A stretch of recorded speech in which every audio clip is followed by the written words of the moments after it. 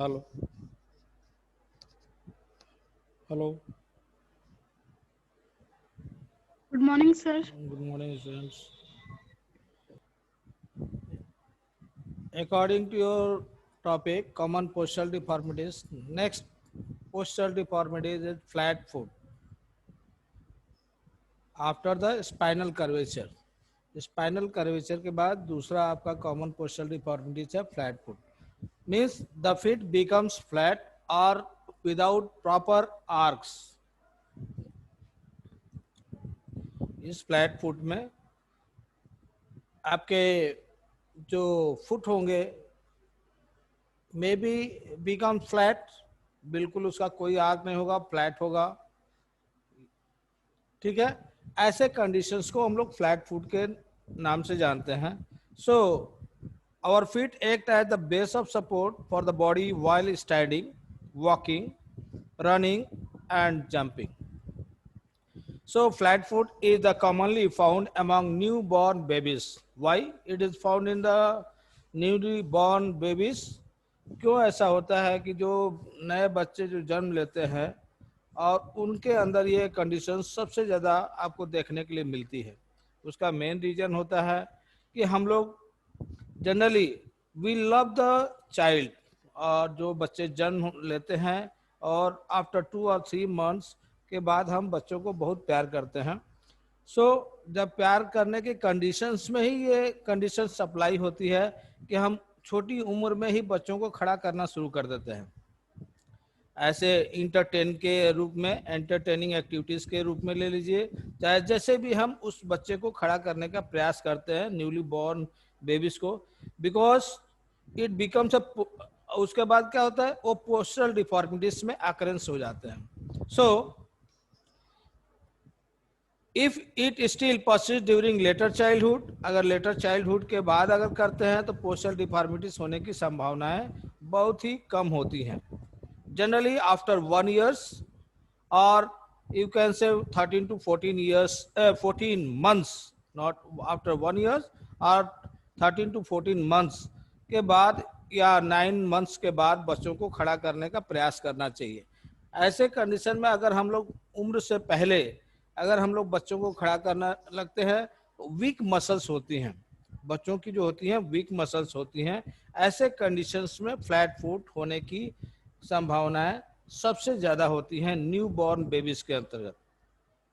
So the children with flat foot deformity can not become efficient sports person. यानी efficient means they are that type of students are not success in sports activities, or you can say they are not capable to run or walk early. So such children feel pain in inner part और outer part, दोनों ही conditions में हो सकता है. Inner part में भी हो सकता है और आउटर पार्ट में भी हो सकते हैं. So they face problem while standing and walking. It is easy to observe whether a person has flat foot deformity or not. बहुत आसानी से इसको आप चेक कर सकती हैं या कर सकते हैं. इसमें generally we dip the feet in the color water, or you can say simply in water. Simply आप वाटर में अगर हम उसको डीप कर लें और सरफेस पर उसको मार्क बनाएं, निशान लगाएं. निशान लगाने के बाद आप चेक कर सकते हैं कि यू आर फ्लैट फुट और नॉट, आपके अंदर फ्लैट फुट है या नहीं है. अगर आपके फिट में अगर कोई प्रॉपर आर्क नहीं बनता है तो ये मानकर चलिए कि you are related with flat foot. So what are the causes? Causes क्या है? Generally weak muscles. The main cause is flat foot is weak muscles. जब मसल्स जिसके कमजोर होते हैं उनके अंदर फ्लैट फुट की कंडीशंस सबसे ज्यादा अप्लाइड होती हैं. So the foot can not bear the body weight, और जो वीक मसल से रिलेटेड होंगे तो उनका जो बॉडी वेट बियर करने की जो कैपेसिटी होगी लेस होगी, वो आसानी से वेट को बियर नहीं कर सकते हैं. द फीट बिकम्स फ्लैट और विदाउट आर्क्स. ऐसे कंडीशंस में उनके फीट जो होंगे विदाउट आर्क हो जाएंगे या फ्लैट फुट हो जाएंगे. So rapid increase in body weight, improper shoes, and carrying heavy weight for a longer period are also the cause of flat foot. अगर हम लंबे समय तक कैरिंग हैवी वेट करते हैं, हैवी वेट, तो ऐसे कंडीशंस में भी फ्लैट फुट होने की कंडीशंस अप्लाई होती हैं. So these are the causes of flat foot. What are the precautions we take when flat foot occurs? जब फ्लैट फुट की अकरेंस होती है तो आप कौन से प्रिकॉशंस कंसीडर करेंगे, कौन कौन सी आप प्रिकॉशंस प्रिलिमिनरी लेंगे जिसकी वजह से आपका फ्लैट फुट को रिड्यूस किया जा सके या ना हो? In that conditions the shoes should B proper shape and sizes. Shoes जो है प्रॉपर शेप एंड साइजेस होनी चाहिए. But in this time, see, the students wearing shoes are not in a proper way. जो बच्चे shoes पहनते हैं आज की डेट में प्रॉपर वे में नहीं पहन पाते हैं. कारण है क्या? Fashion. Due to the fashion technology they bear और the foot shoes are long, आगे जो फीट की तरफ काफ़ी लंबा होता है, जिसकी वजह से उनके चलने में, वॉकिंग टेक्निक्स और स्टाइल्स में डिफरेंसेस आपको देखने के लिए मिलेंगे. और यह भी कारण होता है कि फ्लैट फुट कंडीशंस अप्लाइड हो जाए. So don't walk bear foot for a long duration. अगर बेयर फुट अगर वॉक करते हैं तो लॉन्ग ड्यूरेशन नहीं होना चाहिए. It is just a morning walk, not for a long duration. लंबे समय तक अगर आप रहते हैं, हमेशा रहते हैं, तो फ्लैट फुट होने की संभावनाएं रहती है. Generally you see the farmer, किसानों के पैर अगर आप देखेंगे तो फ्लैट फुट की कंडीशंस उनके ऊपर अप्लाइड हो जाती है, क्योंकि वो नंगे पैर ही, बेयर फुटेड ही वर्क करते हैं खेतों में, फॉर्म में बेयर फुटेड ही वर्क करते हैं. इसकी वजह से फ्लैट फुट होने की संभावनाएं उनके अंदर पाई जाती हैं. Obesity should be avoided. Obesity should be always avoided. If you are maybe in obese or comes in obesity class 1 or class 2, maybe avoid, इसको अवॉइड करना चाहिए. मोटापे को घटाने का प्रयास करना चाहिए जिसकी वजह से फ्लैट फुट होने की संभावना न हो. That is the main factor here.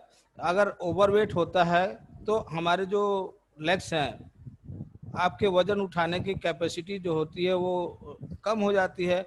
ऐसे कंडीशन में बेयर फुट होने की संभावनाएं ज़्यादा होती है. So obesity should be avoided. Obesity को अवॉइड करना चाहिए जिससे कि ओवरवेट का फैक्टर अफेक्ट ना करें.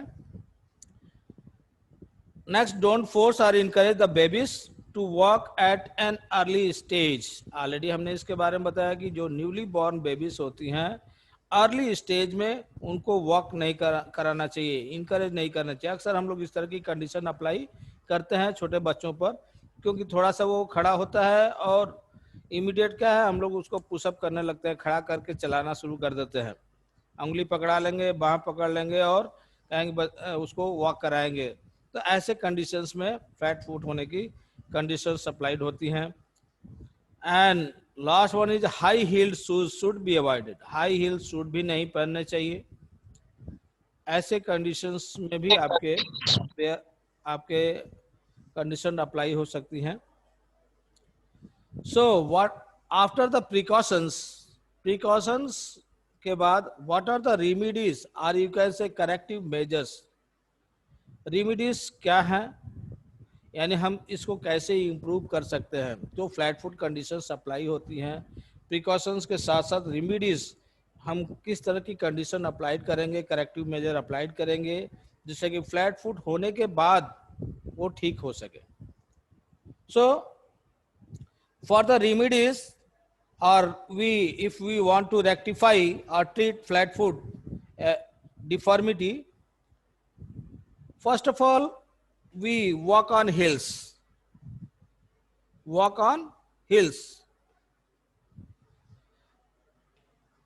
हमको अपने हिल्स पर वॉक करना चाहिए, यानी एड़ियों पर, जो हमारी एड़ियां हैं, हिल्स हैं, उसके बल पर हमको चलने चाहिए. दूसरा कंडीशन रेमिडीज अप्लाइड होता है वॉकिंग ऑन इनर और आउटर साइड ऑफ पार्ट, जिधर से हम प्रॉब्लम फ्लैट फुट की प्रॉब्लम्स होती है, हम दोनों साइड से उसकी एक्टिविटी परफॉर्म कर सकते हैं एक्सरसाइजेस, यानी इनर और outer both side, like that your feet is this type, that inner and that outer, दोनों ही साइड से पैरों को करके हम चल सकते हैं। उस कंडीशन में हमारी जो बॉडी की स्ट्रक्चर होगी मे बी चेंजेस, उस समय हमारे जो बॉडी का फिगर होगा वो चेंज होगा। अब उस एक्टिविटीज को करने के लिए थोड़ी सी प्रॉब्लम्स होती हैं, but if you want to improve flat foot, then we do this activities inner or outside of the feet. Walking on toes, toes means अंगूठे के बल पर वॉक करना चाहिए। Stand up and down on the heels, jumping on toes for some time, skip on rope, skipping जो activity हम लोग formulate करते हैं, स्कीपिंग की एक्टिविटी करनी चाहिए। And next asana is vajrasana.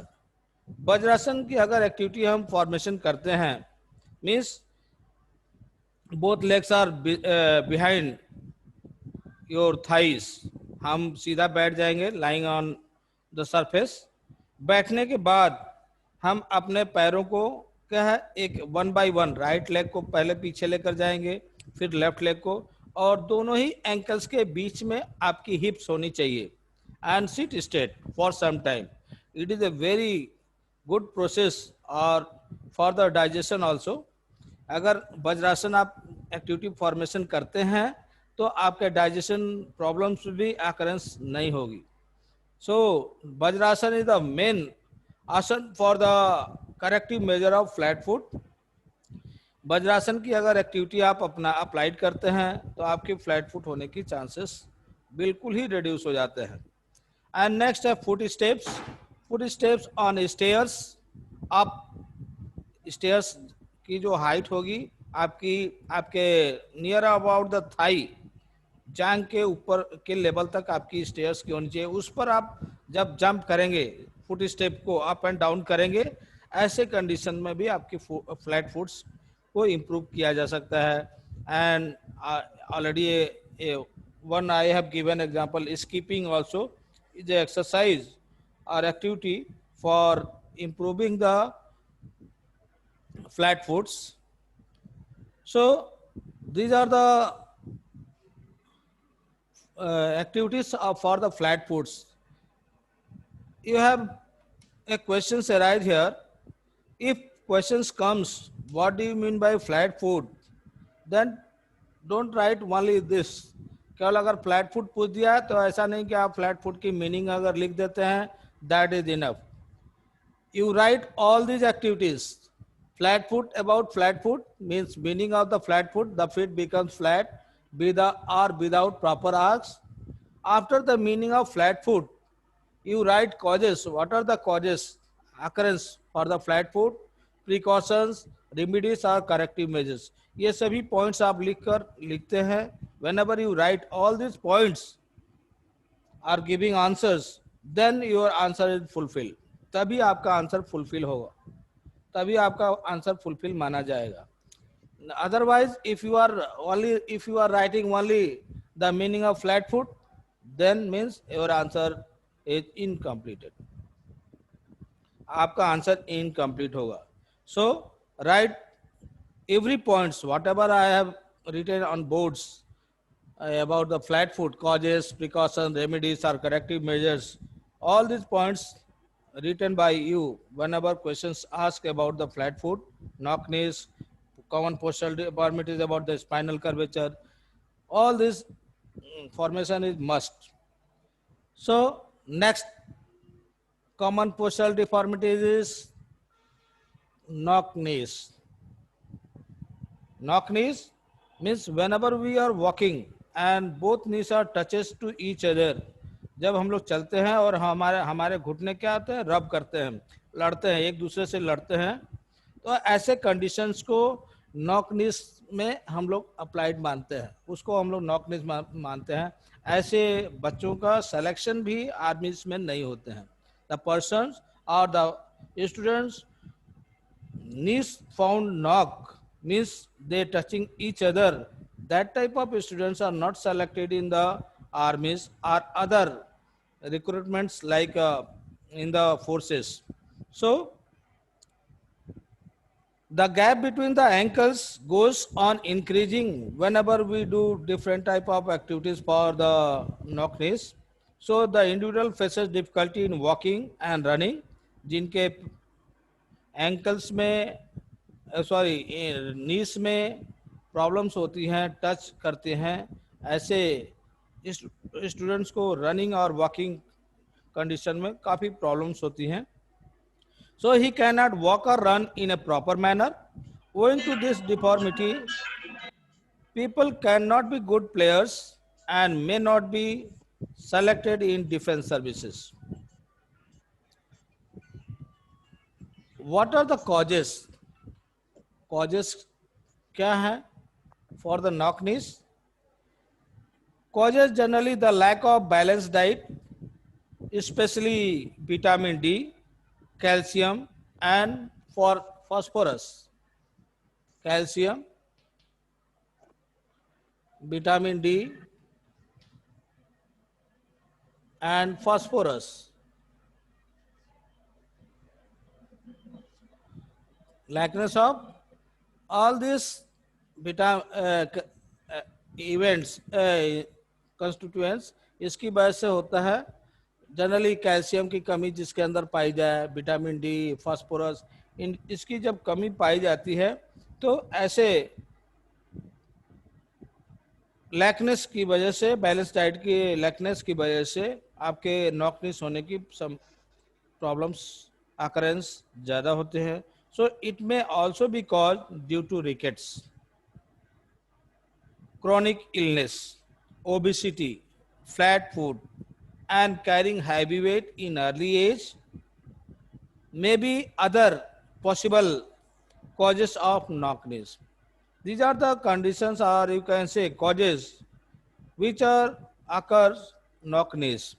Generally देखिए chronic illness है, obesity है, fat food है, carrying heavy weight in early age, and these are the possible causes of knock knees. ये सभी knock knees के possible causes में consider किए जाते हैं. Precautions. What are the precautions? Balanced diet should be in a proper way.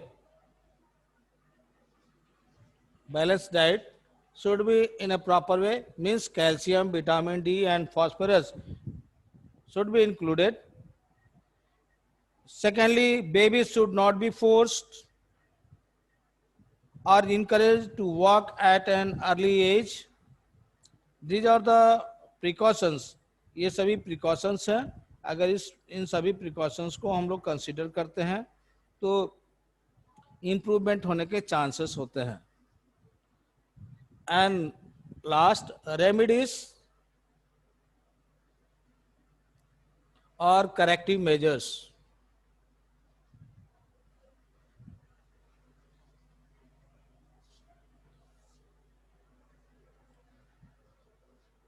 Corrective measures. Remedies: horse riding.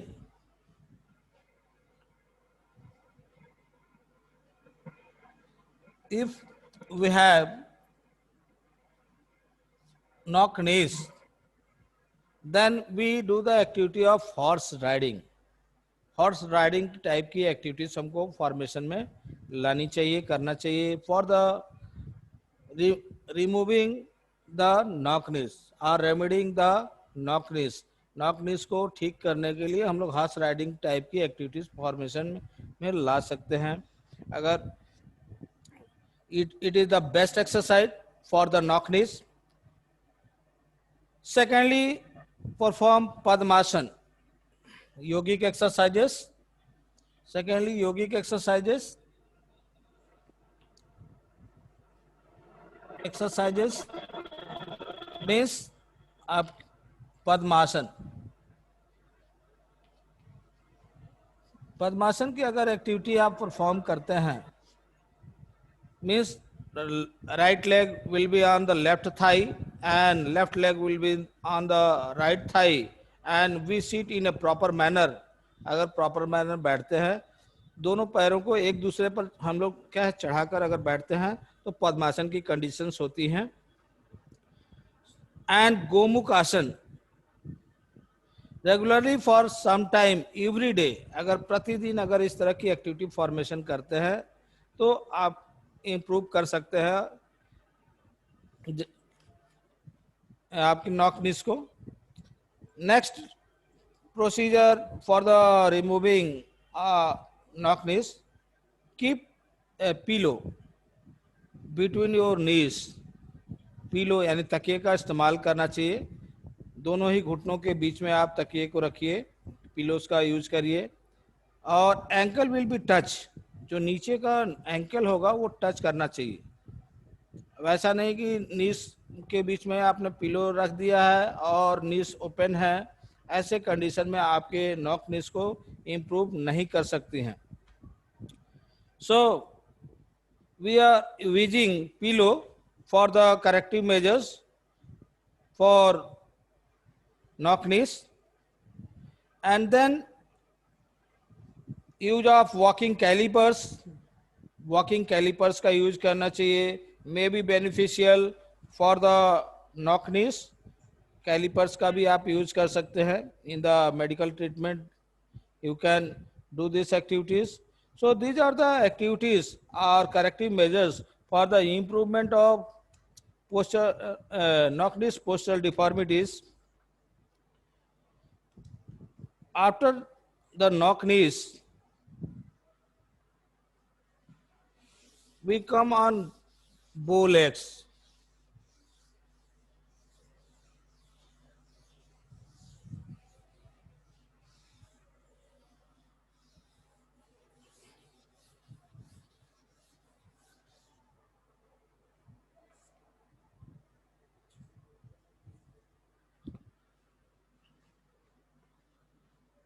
Bow legs. Bow legs is also a postural deformities. It is opposite to knock knee. Opposite to knock knees.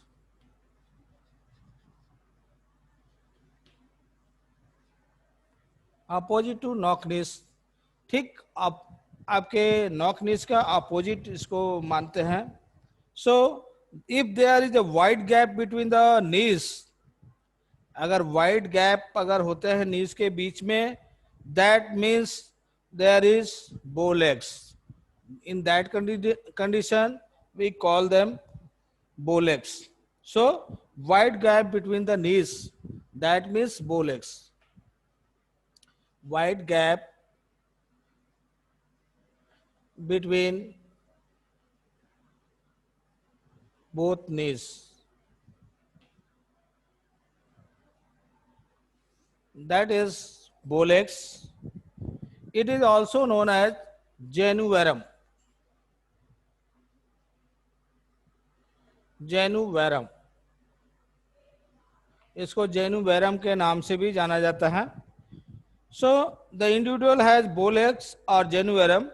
In this deformity, knees are wide apart. There remains a wide gap between knees when a bow-legged person keeps his feet together. जब अपने feats को एक जगह पर रखते हैं, in that condition there is bow legs occurs. ऐसे condition में आपको यह मालूम चलता है कि bow legs है. So this deformity can be observed easily when an individual walks or runs. जब कोई बच्चा या कोई भी व्यक्ति जब वॉक करता है या रन करता है तो इस तरह की डिफॉर्मिटीज आपको देखने के लिए अक्सर मिलेगी. So this type of persons are not capable for the sports activities. So what are the causes? Causes क्या है?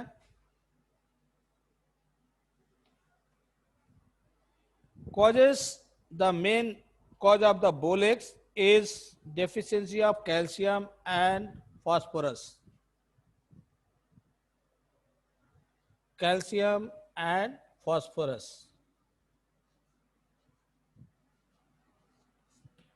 You can say ricket also. इसको आप ricket के भी कह सकते हैं. ricket की तरह की बीमारी हो जाती है. rickets.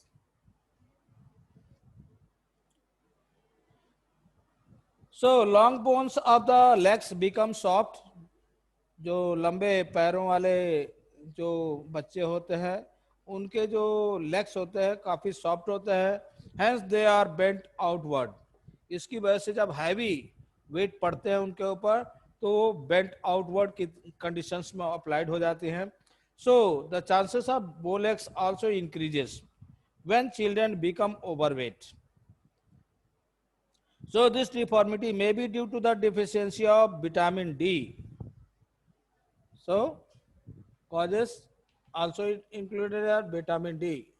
इसलिए विटामिन डी की वजह से भी आपके चांसेस होते हैं. So improper way of walking and forcing the babies to walk at a very early age is also lead to bow legs. What are the precautions? कौन कौन से प्रिकॉशंस लिए जा सकते हैं अगर इस तरह के कॉजेस बनते हैं, कंसीडर किए जाते हैं, तो हम प्रिकॉशंस के तौर पर क्या कर सकते हैं? Don't let the children be overweight.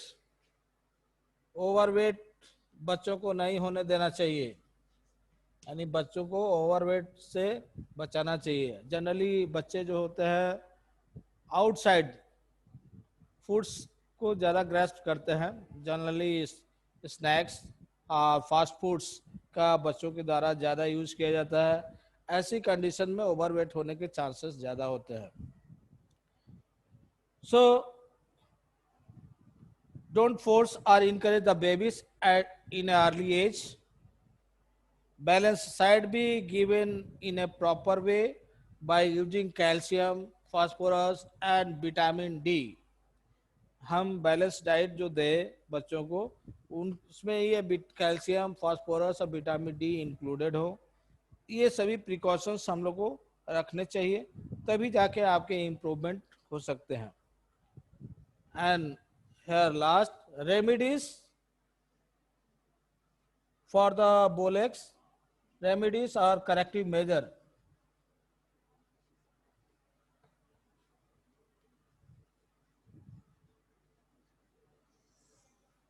corrective measures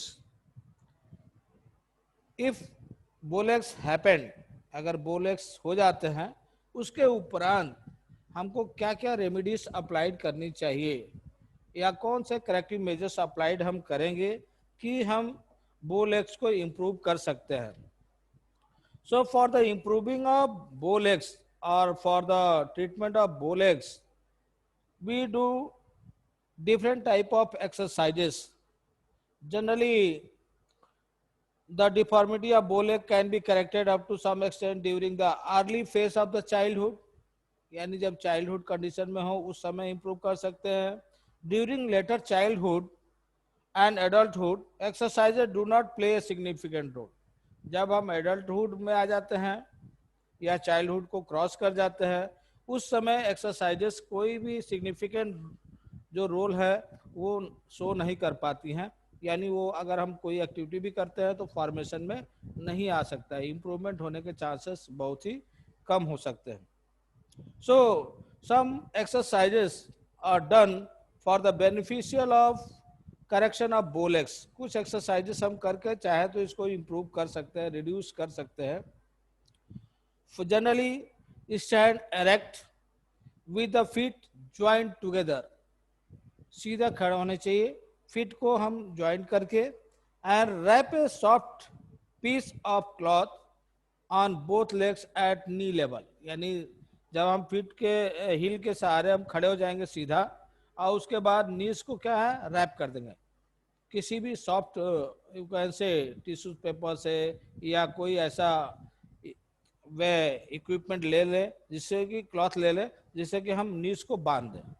नीज को अगर बांध कर रखते हैं तो कुछ समय तक जब रखेंगे और डेली इस तरह की एक्टिविटी कर फॉर्म में लाते हैं, तब जाके आपके जो है बो लेग्स को हम इम्प्रूव कर सकते हैं. So try to squat as far as possible. Hold that position of squat for some time. Come to the original position and repeat the exercise 4 to 6 times. कम से कम 4 से 6 बार करना चाहिए एक टाइम ड्यूरेशन रखकर. Walk on some distance on the inner edge यानी हमको inside of the age उसके किनारे से हमको वॉक करने का कोशिश करना चाहिए. Walking by the bending the toe inwards, toe को इनवर्ड करके हमको बेंड करके चलने का प्रयास करना चाहिए. दूसरा है अर्ध मत्स्येन आसन. अब योगिक एक्सरसाइजेस में चले जाइए. अर्ध मत्स्येन आसन और गरुणासन एंड अर्ध चक्रासन की एक्टिविटी परफॉर्म करते हैं, तब आपके अंदर इम्प्रूवमेंट आ सकता है. अर्ध मत्स्येन आसन जो है काफ़ी सिंपल है. First of all sit on the surface पर आप बैठ जाइए और पैरों को अपने आगे करके राइट लेग को फोल्ड कर लीजिए. जब राइट लेग को फोल्ड करेंगे और तब दूसरे लेग को नीज के पास में स्टैंड करिए, खड़ा करिए, यानी bend towards the knees.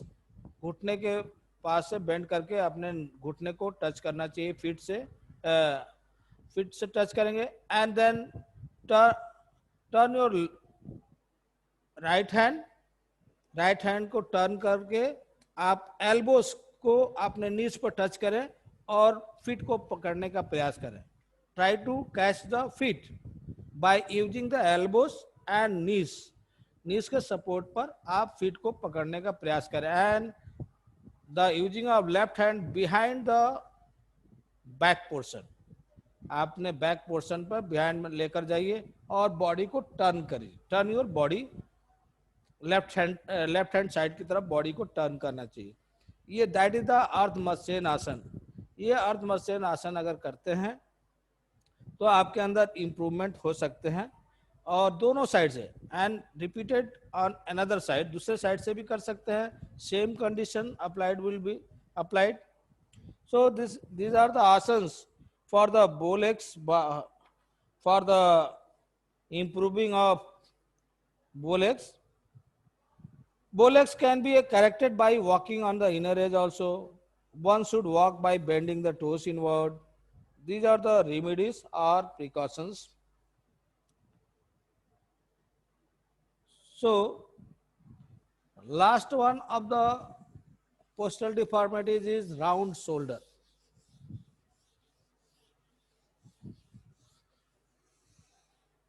After bow legs, round shoulders.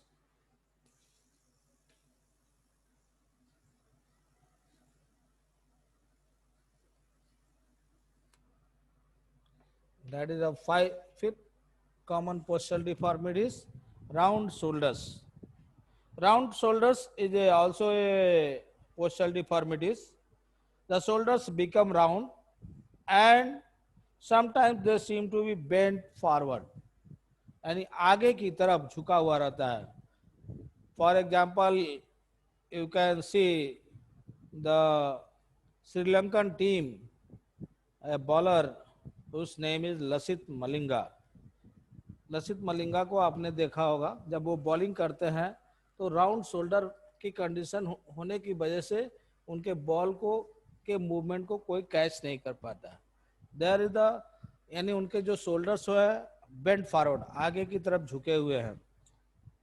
You can see that player Lasith Malinga, Sri Lankan player, उसको देखिए जब बॉलिंग करते हैं तो उनके जो शोल्डर्स हैं आगे की तरफ बेंड फॉरवर्ड हैं, मतलब आगे की तरफ झुके हुए हैं. इसकी वजह से क्या वो बॉलिंग करते हैं तो उनके एक्टिविटीज को कैच नहीं कर पाते हैं लोग. So he is the best bowler in Sri Lankan team. What are the causes of round shoulders? क्या कॉजेस है? Causes of round shoulders are may be due to heredity. ये वंशानुगत पाया जाता है. means it is maybe by birth and it is in the genetic factors, it is genetic factor की वजह से भी ये होते हैं round shoulders. So sitting, standing and walking in bent position may also be result in sound holders. अक्सर जो हमारे चलने की एक्टिविटीज होती है sinus of the found in the sinus in the girls, girls में देखिए साइनस की वजह से ऐसी कंडीशंस हो जाती है कि राउंड शोल्डर हो जाते हैं, आगे की तरफ वो झुकी रहती हैं, साइनस की कंडीशंस अप्लाइड होती है. So in that condition result is round shoulders. Wearing very tight clothes, कपड़े काफी टाइट हम अगर पहन ले, ये भी दैट इज ऑल्सो रीजन. अक्सर टाइट अगर हम पहन लेते हैं तो क्या है, बॉडी हमारी क्या सिकुड़ जाती है, means they may be we can't do any type of activities. जब टाइट कपड़े पहन लेंगे तो हम कोई काम करने में भी साइनेस हमारे अंदर होगा. क्यों? क्योंकि टाइटनेस, ये हमको डर लगा रहा है कि कहीं हम हाथ उठाए तो पता चले यहाँ से टीयर हो गया, दैट इज ऑल्सो कंडीशन. और अक्सर आप लोग बच्चों को देखते होंगे कि वो पैर अगर जो वेयरिंग क्लॉथेस है, जो स्कूल ड्रेसेस बच्चे जो पहनते हैं